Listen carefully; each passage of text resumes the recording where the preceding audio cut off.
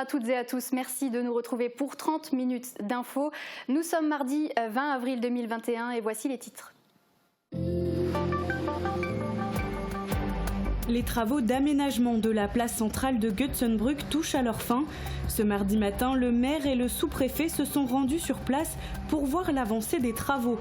200 tonnes d'enrobés vont être réparties dans la journée par l'entreprise Cola et dans 15 jours, Götzenbrück aura un nouveau visage. Le nouvel hôpital Femme-Mère-Enfant de Bel-Air à Thionville dispose d'un laser unique en Moselle qui traite l'atrophie vulvo-vaginale, un syndrome qui frappe de nombreuses femmes ménopausées et rend leur vie intime douloureuse. La dégradation des muqueuses peut s'enrayer grâce à cette thérapie laser. 3 séances de 10 minutes sont généralement préconisées. Le Jardin pour la Paix est toujours fermé au public, ce qui n'empêche pas ses jardiniers de s'activer pour que tout soit prêt à l'annonce de la réouverture. D'ordinaire, le Jardin pour la Paix de Bitche ouvre ses portes le dernier dimanche du mois d'avril. Malheureusement, cette année encore, le programme a été chamboulé et de nombreuses animations sont annulées. Les Bitcher Cats viennent d'intégrer leurs nouveaux locaux situés rue de l'Abattoir à Bitche. La municipalité a attribué le bâtiment gratuitement à l'association qui s'engage en retour à régler les charges fixes et à remettre les lieux en état. Un appel aux dons a été lancé pour financer les travaux qui devraient s'achever à la fin du mois. L'association accueille actuellement 6 chats sur place, mais ce nombre est en constante évolution et des familles d'accueil interviennent lorsque les locaux ne suffisent plus. Les castors ont été réintroduits dans la Moselle au milieu des années 80. Depuis, le nombre d'individus prospère et on estime qu'ils sont 800 dans la région. Ils ont d'ailleurs été repérés dans notre secteur et à Bitche. Ces rongeurs ont pour habitude de faire des barrages dans les cours d'eau, ce qui peut provoquer des inondations sur des terrains agricoles et gêner les riverains. La commune de Götzenbrück aura bientôt un tout nouveau centre-bourg. Le chantier se poursuit. Thibaut Desmerlet et David Orès sont sur place depuis ce matin. Salut Thibaut, alors cela fait depuis 2019 que cette transformation est en cours. Où en est-on aujourd'hui ? Salut Margot, et bien comme tu peux voir derrière moi, une des dernières étapes, la mise en place de l'enrobé vient de se terminer. Comme vous l'avez vu la semaine dernière, des places de parking, une aire de jeu vont être installées, le belvédère est déjà mis en place. Il y a aussi la friche Sola qui est juste à côté. On a posé la question au maire de Götzenbrück et au sous-préfet Christophe Salin de son devenir. Ils se sont rendus sur place pour voir l'avancée des travaux. Et nous sommes partis également à la rencontre des habitants de la commune pour connaître leur impression sur cette transformation. Et je précise aussi que la date des fins de travaux est bien le 15 mai. Merci beaucoup Thibaut. Alors c'est donc une toute nouvelle étape de franchie pour la redynamisation du centre de Götzenbrück. Comme vous l'avez entendu, la transformation se poursuit avec la mise en place de l'enrobé. Le sous-préfet de l'arrondissement de Sarreguemines s'est effectivement rendu sur place. Reportage de David Orès et Thibaut Desmerlet. C'est un manteau de macadam pour la toute nouvelle place du centre-bourg de Götzenbrück. Plus de 200 tonnes d'enrobé ont été réparties ce matin. Une répartition délicate, les alentours ont été protégés pour qu'il n'y ait aucun débordement. Pour cette étape, le sous-préfet Christophe Salin s'est déplacé sur place, un chantier que l'État suit de près. L'application de l'État est forte puisque dès 2018, j'avais annoncé une subvention de 200 000 € au titre de la dotation de soutien à l'investissement local pour cette réalisation et c'était bien dans la perspective de donner du travail aux entreprises locales. Ce souffle économique passera aussi par la revalorisation de la friche Sola juste à côté. La commune de Götzenbrück dispose de la compétence développement économique et a déjà pris les devants pour remplir cet immeuble. Alors ce grand bâtiment que vous voyez derrière vous, sur le côté gauche au rez-de-chaussée, il y a déjà une partie, 20% qui sont occupés par Hermès, qui a fait un contrat avec le CAT et la commune pour y déposer des produits de luxe. La difficulté, c'est de trouver des entreprises ou des artisans. On pourrait en faire un immeuble de service, on pourrait en faire un immeuble d'artisan d'art, par exemple. Mais c'est par des temps un peu compliqués en ce moment. La chose n'est pas facile. Les locaux sont donc libres. Pour ces travaux dont le coût s'élève à plus d'1,5 million d'euros, l'Europe, le département, la région Grand Est et l'État ont financé ensemble pour plus de 800 000 €. La commune, elle, a autofinancé à hauteur de 270 000 € et a effectué un prêt pour 300 000 €. Cet aménagement contribue au développement du secteur. Meisenthal qui est juste à côté, où l'État a déjà investi 4,5 millions d'euros sur le centre Verrier. Eh bien, c'est un ensemble dans différents points du Pays de Bitche pour donner de l'attractivité, faire en sorte qu'il y a des activités qui disparaissent, mais il y en a de nouvelles qui doivent apparaître et qui doivent redonner du souffle économique. Une fin des travaux prévus pour le 15 mai prochain. Affaire à suivre. C'est un chantier qui se déroule au plus près des habitants et des commerçants de la commune. Justement, que pensent les habitants de ces travaux en cours? Notre équipe est allée recueillir leurs avis, on les écoute. Alors le centre-bourg est en train de se faire transformer entièrement. Oui. Qu'est-ce que vous pensez de ce chantier pour la commune? Bon, c'est un chantier de grande envergure, une très grande envergure. Même moi je vois presque tous les jours ce qui se passe. Il y a une chose qui est un peu dommage, c'est que là, il y avait des places de stationnement, il y a la boulangerie, il y a la coiffure et tout. Donc les gens qui venaient à la boulangerie pouvaient s'arrêter, prendre leur pain et repartir. Maintenant, ils sont plus ou moins obligés de s'arrêter sur la route, et c'est question de sécurité, c'est ça. Il paraît que la cause, c'est pour développer le tourisme dans le Pays de Bitche. Voilà pourquoi ce belvédère et tout ça, quoi. Ces travaux sont peut-être, comme dans d'autres villages, une façon de remettre à l'honneur le passé, comme ici à Götzenbrück, puisque c'est un ancien site verrier. C'est pas mal. J'attends la fin des travaux pour voir comment ça s'est réussi. Bon, il y a cette vieille église, ça me plaît pas là. À côté de ce que va être ça, le belvédère et tout ça. Il y aurait d'autres aménagements à compléter pour que le milieu du village et les 2-3 magasins qu'on a, ils perdent du parking apparemment. Bon, mais là, il faut attendre que ce soit terminé. Bon, après, les nouvelles transformations vont peut-être égayer aussi un peu les passages pour nous, commerçants. Ça peut être profitable à tout le monde. Pour le moment, je ne vois pas qu'il y aura des emplois pour ça. À moins que la commune doit prendre des ouvriers communaux pour que la place soit toujours propre. Alors qu'en ce moment, ils en ont qu'un. Alors en été, je trouve que ça, c'est un peu juste. Tout autre sujet, la santé a pris une part bien importante dans nos vies depuis plus d'un an et certains secteurs subissent une pénurie de spécialistes. Mais la commune de Houndelin a pris les devants en ouvrant une maison de santé en septembre 2020. Si de nombreux spécialistes exercent à l'intérieur, un bureau reste vacant. On fait le point dans ce reportage du Rani Tozik. La maison de santé de Houndelin, c'est 1 an et demi d'existence, 2500 patients accueillis et soignés et une équipe de professionnels pluridisciplinaires. On est déjà donc 3 médecins généralistes plus des professions paramédicales, un kinésithérapeute, un cabinet infirmier et un bureau qui est occupé par une psychologue à mi-temps, une diététicienne et une ostéopathe qui vient 1 fois par semaine. Mais un dernier bureau reste vacant qui pourrait accueillir une autre profession paramédicale. Telle une orthophoniste par exemple ou un pédicure-podologue qui sont des demandes assez récurrentes de nos patients. De quoi compléter l'équipe pour une continuité des soins et une meilleure prise en charge. Et chaque patient qu'on prend en charge en commun dans la maison de santé. On en discute beaucoup entre nous, c'est l'avantage en tout cas de travailler ici, c'est-à-dire qu'on peut en discuter, on a des locaux communs, donc on fait des réunions pour discuter justement des dossiers un petit peu difficiles. La structure sent encore le neuf et a de multiples avantages comme la possibilité d'accueillir des internes ou encore de proposer des projets de santé à grande échelle, comme des journées de dépistage Covid ou encore de la vaccination. La maison de santé était dans les têtes depuis une dizaine d'années. Le projet est né de l'initiative des professionnels de santé déjà présents dans la commune. Le maire de Houndelin revient sur ce projet et sur d'autres en cours qui viendront dynamiser le village. Pourquoi la municipalité a soutenu ce projet ? Eh bien, lorsque vous avez une annonce d'un professionnel qui quitte le village pour différentes raisons, parce qu'il part à la retraite ou tout simplement parce qu'il est locataire de ces lieux et qu'il nous annonce qu'il ne peut pas rester puisqu'il faut se mettre aux normes PMR, eh bien, les les professionnels comme la municipalité de l'époque, parce que c'est sur 3 mandats, il faut quand même ne pas oublier de le rappeler, eh bien on réfléchit sur le fait de les garder, parce que c'est quelque chose qui est important pour le village. C'est un grand bonheur pour les professionnels d'être ensemble déjà dans leur cadre de travail, donc je trouve que ça c'est important.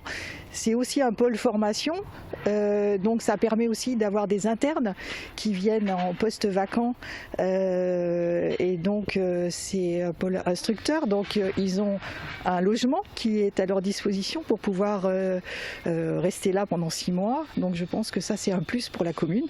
Mais vous vous arrêtez pas là, il y a d'autres choses qui sont en cours, notamment juste à côté de la maison de santé. Voilà, donc on a la pharmacie qui est juste à côté, donc c'est un projet d'ensemble de bâtiments. Le bail va être signé et il devrait prendre normalement les locaux à compter du 1er juin. Donc l'ouverture est prévue pour le 1er juin, si tout va bien. Et donc il y a aussi la MAM à côté, maison d'assistante maternelle. Là aussi, vous avez déjà des professionnels qui ont répondu par la présente ou pas encore? Alors oui, je pense que c'était déjà un projet. C'est une association d'assistantes maternelles qui se sont, enfin c'est des assistantes maternelles qui se sont regroupées en association et qui avaient déjà ce projet avec l'ancienne mandature. Le chantier a débuté au mois de janvier avec le désamiantage puisque c'est le bâtiment de la piscine, donc on a démonté et l'enchaînement maintenant, le planning est en cours, le planning est respecté, le Covid ne nous bouscule pas trop et j'espère que les professionnels de la petite enfance pourront s'installer début septembre. Et santé toujours à l'hôpital femmes mère-enfant de Bel-Air à Thionville, une technologie révolutionnaire a été mise en place pour traiter l'atrophie vulvo-vaginale, plus connue sous le nom de sécheresse vaginale, un syndrome qui frappe de nombreuses femmes ménopausées. Ce laser CO2 stimule la régénération des tissus et des muqueuses. Unique en Moselle, cette technologie offre une seconde vie à des femmes en souffrance. Les explications de Fanny Bragard. Après des années d'impasse thérapeutique, l'arrivée sur le marché d'un laser CO2 fractionné révolutionne le traitement de l'atrophie vulvo-vaginale, un mal encore tabou qui touche pourtant de nombreuses femmes ménopausées, rendant leur rapport sexuel douloureux voire impossible. L'atrophie vulvo-vaginale, ça peut être source de saignement, ça peut être source de démangeaison, de brûlure. Donc c'est difficile de dire que c'est que du confort, c'est pas très juste pour ces femmes qui souffrent et ça peut répondre en partie, pas à tout, ça ne traitera pas les bouffées de chaleur, ça ne traitera pas les troubles de l'humeur, mais si ça peut déjà traiter les troubles de la trophicité vulvo-vaginale, c'est déjà une partie de leur souffrance. Longtemps perçue comme une fatalité, la dégradation des muqueuses peut s'enrayer grâce à cette thérapie laser, déployée en Moselle par les gynécologues de l'hôpital Bel-Air. Ça, c'est la pièce qu'on insère dans le vagin, on le sort, millimètre par millimètre, jusqu'au bout et ça fait toute la longueur du vagin et de façon circonférentielle, comme ça tout le vagin est traité. Le faisceau laser va permettre de détruire l'épithélium en superficie. L'épithélium, c'est ce qui recouvre le vagin, ça le détruit très superficiellement et le fait qu'il se cicatrise dessus va permettre que le tissu soit de meilleure qualité. Réalisé en ambulatoire, le traitement est relativement indolore. Espacé d'1 mois, 3 séances d'une dizaine de minutes sont préconisées et les bienfaits ne se font pas attendre. On a des patientes qui dès la première séance disent alors c'est magique, d'autres qui disent ça a été vraiment bienfaiteur à partir de la 2e voire de la 3e séance et ce qui est écrit dans la littérature, c'est qu'en général on a à peu près 50 à 70% de réussite au bout des 3 séances. Donc c'est pas du 100%, ça sauve pas de vie, mais ça améliore réellement la qualité de vie des femmes. À 250 € la séance, ce traitement laser n'est pour l'heure pas remboursé par la sécurité sociale, contrairement aux injections intracaverneuses pour les hommes. Allez, on marque une courte pause, on se retrouve tout de suite après pour la suite du programme. La météo vous est présentée par le Crédit Mutuel. Une banque qui appartient à ses clients, ça change tout. Qu'il vente, pleuve, fasse froid ou chaud, une maison isolée par Moder Habitat reste agréable et saine au fil des saisons.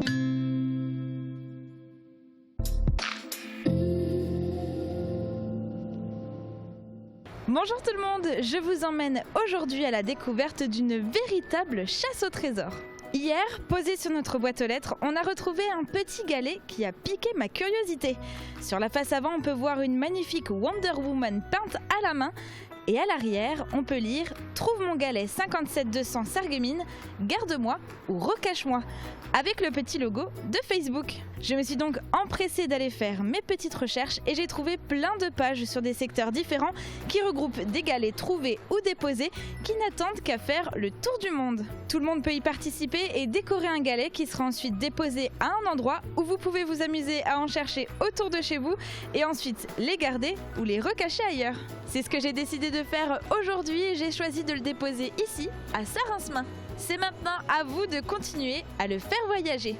Et profitez-en pour venir vous promener aujourd'hui parce que des averses sont attendues pour la journée de demain. On débutera la matinée avec quelques éclaircies, mais la couche nuageuse se développe rapidement avec même des risques d'orage dans le milieu d'après-midi. Bonne nouvelle par contre du côté des températures puisqu'elles remontent avec des minimales comprises entre 2 et 4 degrés et des maximales de 15 à 17 degrés. Demain, nous fêtons les Anselmes et il fera jour de 6h27 à 20h32. Bonne chasse au trésor à tous et à demain! Merci d'avoir suivi la météo avec le Crédit Mutuel. Une banque qui appartient à ses clients, ça change tout. En ce moment, chez AVS Médical, nos orthopédistes diplômés d'État vous offrent un bilan podologique complet sur rendez-vous. Elles fabriqueront ensuite des semelles sur mesure pour vos chaussures du quotidien, chaussures de sport, de sécurité ou pour enfants. Découvrez aussi notre gamme de chaussures thérapeutiques et de confort pour pieds sensibles, douloureux ou opérés. Nouvelle collection printemps-été maintenant disponible dans nos centres de santé de Sarreguemines et Morsbach. AVS Santé, notre métier, vous accompagner. On m'a dit que les piles des appareils étaient difficiles à changer. Elles sont très petites. Alors aujourd'hui, on a des solutions comme les appareils rechargeables. Ça existe dans tous les modèles. Les intra-auriculaires, appareils directement dans l'oreille, les micro-contours et les contours. Donc ça évite le changement de pile. C'est pratique et écologique.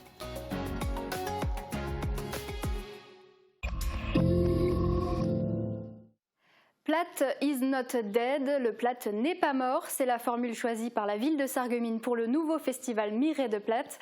Si de moins en moins de personnes parlent et comprennent le patois lorrain, est-il toujours vivant? C'est la question que s'est posée Marie-Morgane Pires, accompagnée de Thomas Drouin. Ils sont allés à la rencontre des passants sarregueminois.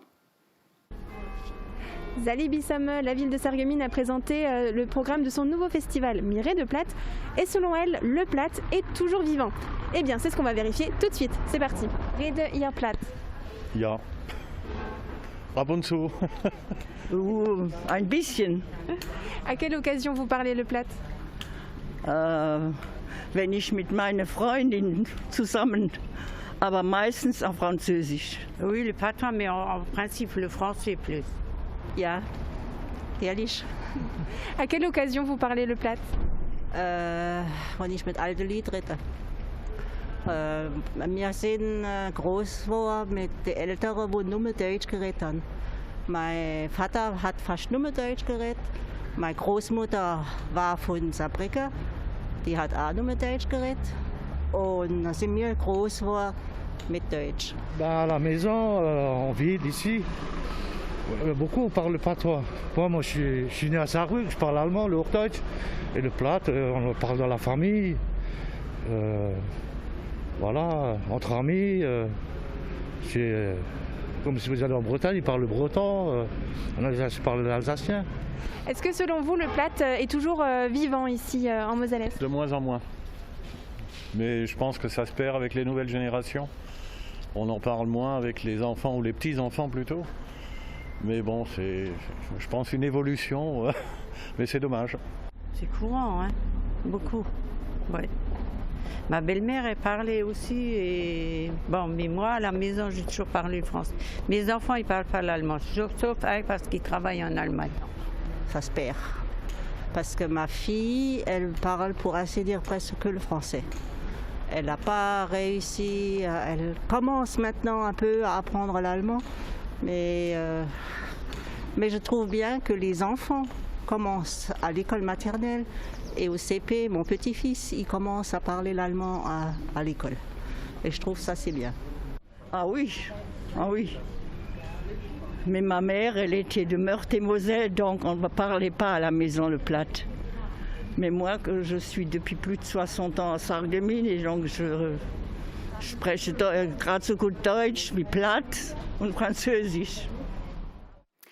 Une annonce qui va intéresser les étudiants de Sarreguemines qui se trouvent en difficulté financière. Une distribution de sachets alimentaires, sanitaires et hygiéniques se déroulera ce vendredi 23 avril à l'école des Vergers de 10h à 17h. C'est organisé par l'initiative sarregueminoise des étudiants en droit qui se mobilisent pour aider leurs camarades en situation de précarité. La distribution s'adresse à l'ensemble des étudiants de l'IUT de Moselle-Est qui comprend Sarreguemines, Forbach et Saint-Avold. Les étudiants de la faculté de droit, de l'IFSI, des différents BTS de Sarreguemines et de l'INSPE. Il faudra simplement remplir un questionnaire à retrouver sur la page Facebook de l'association et présenter sa carte étudiante une fois sur place. Comme vous le savez, les lieux publics qui accueillent généralement du public comme le cinéma, le théâtre, mais aussi la citadelle de Bitche et son jardin pour la paix. D'habitude, le jardin ouvre ses portes le dernier dimanche du mois d'avril.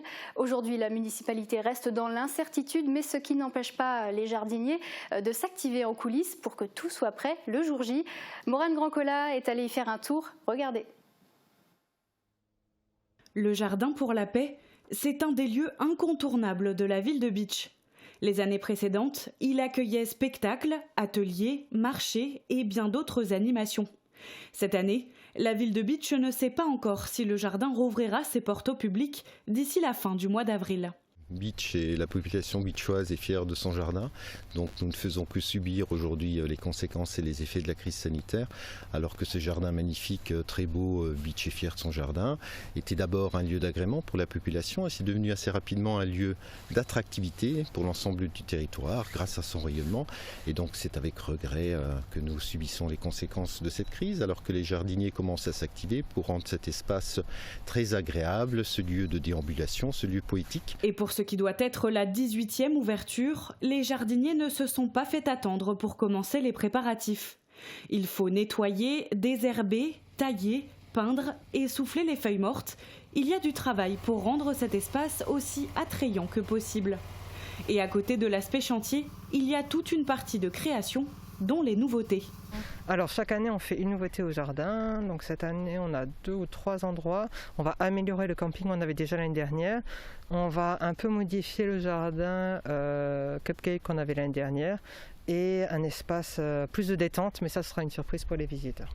L'équipe se tient prête pour l'annonce d'une possible réouverture, mais ne veut pas non plus se faire de faux espoirs. On verra, on s'adaptera. Après souvent c'est au niveau des locaux, il y a beaucoup de mesures à mettre en place au niveau de l'accueil des clients, des visiteurs. Ce serait vraiment dommage si le jardin n'ouvrait pas pour tous les efforts qu'on a pour pouvoir mettre en place tout ça. Mais l'année dernière, ce qu'on avait ressenti après le premier confinement, les gens avaient vraiment besoin d'aller dehors. Donc on espère aussi que là ce sera pareil, de retrouver un espace de verdure et pouvoir profiter vraiment de ce qui se passe autour de nous. En attendant que le jardin pour la paix de Bitche rouvre ses portes pour cette nouvelle saison, il y en a un qui ne se fait pas prier pour profiter des espaces verts. Réguler la population des chats des rues, responsabiliser les propriétaires d'animaux domestiques, sensibiliser le grand public ou encore agir contre la maltraitance animale. Voici une partie des actions qui sont menées par les Bitcher Cats. Créée en 2017, l'association fonctionne grâce à l'implication de bénévoles passionnés. Depuis peu, elle bénéficie d'un local dédié à Bitche. David Orès les a rencontrés pour vous dans ce reportage. Voici Tigrette et Jewel. Ils ont déjà élu domicile dans les nouveaux locaux de l'association Bitcher Cats. Nous sommes rue de l'Abattoir à Bitche. Les locaux anciennement utilisés par l'association des Harkis, aujourd'hui en sommeil, ont été attribués gratuitement aux Bitcher Cats par la municipalité. 70 mètres carrés accompagnés d'un hangar de stockage. En contrepartie, l'association règle les charges fixes et s'engage à remettre les lieux en état. L'heure est à la peinture. Chaque pièce a un rôle précis. Les chats ils vont d'abord aller dans la pièce de quarantaine, entre guillemets, le temps d'être vermifugés, déparasités, enfin vraiment interne, externe, être sûr qu'il n'y ait pas de maladie. Ensuite, ils vont aller dans les autres pièces, enfin ça va être en fonction des caractères aussi, parce qu'on ne pourra pas forcément mettre tous les chats ensemble. L'isolation des chats dure une quinzaine de jours. Si les conditions sont remplies, ils peuvent rejoindre la pièce commune où se trouve Schmutzi, la mascotte de l'association. Schmutzi souffre d'ataxie, une incoordination motrice qui l'empêchait de marcher. Grâce à l'intervention des Bitcher Cats, elle arrive à se déplacer. La plupart des chats errants sont des chats abandonnés par leurs propriétaires. Suite à des signalements et de nos disponibilités, on va intervenir sur des chats malades ou errants ou alors effectivement sur des chatons. S'ils appartiennent à personne, on intervient, on récupère les chats, on les met en règle, on les soigne et après ils sont mis à l'adoption s'ils sont sociables et s'ils ne le sont pas, ils sont relâchés sur leur lieu de vie. Actuellement, les Beacher Cats accueillent 6 chats, un nombre en constante évolution. Si les locaux ne suffisent plus, ce sont les familles d'accueil qui interviennent. Les familles d'accueil ont toutes des pièces justement pour isoler les chats et puis elles mettent les chats en règle, elles font les quarantaines. En général, la majorité des familles d'accueil gardent les chats jusqu'à leur adoption. Carreler la pièce de mise en quarantaine, installer un poêle à peler pour le chauffage, repeindre toutes les pièces. En tout, il y a plus de 3 000 € de travaux. Pour les financer, l'association a lancé un appel aux dons. Cette année, les Beacher Cats ont récolté beaucoup de dons matériels. Il est possible de donner tout au long de l'année. On a besoin en premier lieu de litière, de nourriture chaton, pâté, croquettes, ensuite de nourriture chat adulte, croquettes et pâté également. Et ce qu'on aurait vraiment besoin, ce sont des étagères métalliques costauds pour faire le rangement de notre réserve, des têtes de gondole qu'on trouve parfois dans des supermarchés quand ils démontent. Donc s'il y a des entreprises qui ont ce genre de choses, on est preneur. Les travaux devraient s'achever à la fin du mois. Hormis quelques cas isolés, l'action des Beacher Cats a permis d'assainir les rues de Beach. Adopter un chat ou devenir famille d'accueil, les portes de l'association sont ouvertes. Ces petites boules de poils n'attendent plus que vous. Et ces boules de poils-là ne sont pas à adopter. Les castors font barrage. Depuis leur réintroduction dans le Grand Est, les plus gros rongeurs d'Europe ne sont pas appréciés de tous. Leur barrage provoque parfois des inondations, notamment sur des parcelles agricoles. À La Houssière, dans les Vosges, le maire a fait appel au GEML, le groupe d'études des mammifères de Lorraine, afin de mettre riverains et animaux d'accord. Reportage Louise Amouda, Alice Varin et Anne Didier. Voilà, ça c'est des couples de castors. Il n'y a aucun autre animal qui est capable de faire ça. Ces récentes traces de dents indiquent la présence de castors. Nous sommes entre Corcieux et La Houssière, dans la vallée du Neuné. Un important barrage a été repéré et dévie le lit du ruisseau qui inonde désormais cette parcelle agricole. Les agriculteurs qui arrivent le matin et que leur terrain est gorgé d'eau et qu'ils arrivent pour mettre soit de la chaux ou autre chose, voilà, c'est des choses qu'ils n'avaient jamais connues auparavant. Une dizaine d'autres constructions jalonnent le cours d'eau, un réel problème pour certains riverains, pêcheurs et agriculteurs notamment, qui ont décidé d'agir et de parfois détruire eux-mêmes les ouvrages des rongeurs, bien que cette pratique soit illégale. Il arrive qu'en temps normal, avec des fontes de neige et beaucoup de précipitations, ils aient des soucis. Alors si on ajoute les barrages et castors à certains endroits, ça ajoute du désordre au désordre. Donc nous on demande à tout le monde qu'on trouve le meilleur compromis possible. Tout ça, ça peut se régulariser administrativement avec une gestion stricte, avec des gens compétents. Ici, justement, le GEML, le groupe d'études des mammifères de Lorraine, a été appelé pour trouver le meilleur compromis. Menacé d'extinction à la fin du 19e siècle à cause de la chasse et de la canalisation des rivières, le castor a été réintroduit dans la Moselle au milieu des années 80. Dans certains cas, les autorités environnementales peuvent autoriser la destruction d'un barrage, mais seulement si elle ne met pas en péril le gîte de l'animal. Le GEML propose d'autres solutions pour rétablir le flux du cours d'eau. C'est la pose de siphons dans des barrages, donc en fait c'est des tuyaux que l'on met vraiment au sein du barrage et qui va permettre de baisser le niveau d'eau, et donc quand c'est lié à une inondation comme ici par exemple, ça va permettre de baisser le niveau d'eau et donc les inondations qui sont liées à ces barrages. Un moyen, selon le groupe d'études, de préserver le rongeur et la biodiversité qui l'entoure. S'il est considéré comme un nuisible par ses détracteurs, le castor peut aussi pourvoir à l'amélioration de son milieu. Les castors, ils peuvent apporter beaucoup dans certains écosystèmes, parce que par exemple là, dans des lieux où il y a des inondations, ça va développer toute une zone humide, donc des zones humides en plus qui sont maintenant, on en perd de plus en plus et qui sont très importantes pour un bon nombre d'espèces, soit pour les oiseaux, les amphibiens, les insectes. Et donc il y a toute une biodiversité qui va être vraiment liée aux barrages et aux inondations. Depuis sa réintroduction en Lorraine, le plus gros rongeur d'Europe prospère. On estime aujourd'hui à 800 le nombre d'individus dans la région. Et si vous êtes attentif lors de vos promenades, il se peut que vous tombiez sur des traces de castors au Pays de Beach. Depuis une dizaine d'années, ils ont investi la Orne et ses affluents en amont et en aval de Val d'Ouse. Ils ont aussi investi la vallée de la Schwalbe. Sa présence ne semble pas poser de problème particulier aux riverains. En tout cas, impossible d'avoir un doute si vous voyez ce genre de découpe sur un tronc d'arbre. Alors, c'est que des castors sont dans le coin. Merci à Gilbert Fogel pour ces photos. C'est la fin de ce journal. Ce programme est à voir et revoir en continu sur Mosaïque Cristal. Retrouvez-nous aussi sur le site internet et notre page Facebook. À demain, même jour, même heure.